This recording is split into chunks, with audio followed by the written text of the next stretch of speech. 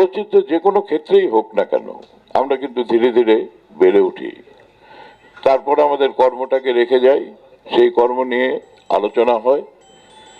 এই আলোচনাটা কিন্তু কেউ না কেউ তার জীবনটাকে যখন সে দিয়ে যায় তারপরেই কিন্তু এই আলোচনাটা হয়।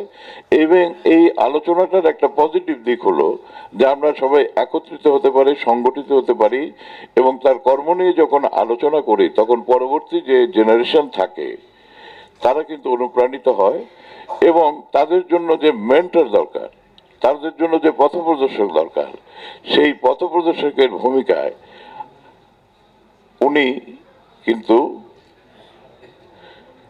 আমাদের মাঝে না থেকেও উনি থেকে যান।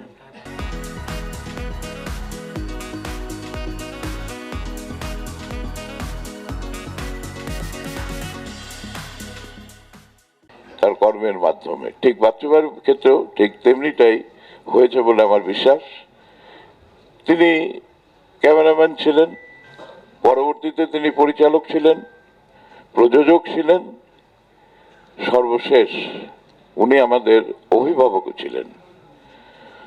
এই অভিভাবকহীন ফিল্ম ইন্ডাস্ট্রি আজকে এমন এক জায়গায় চলে গিয়েছে যে আমরা যখন এই এফডিসির গেট দিয়ে ঢুকি তখন আমাদের হৃদয়ে রক্তক্ষরণ হয়।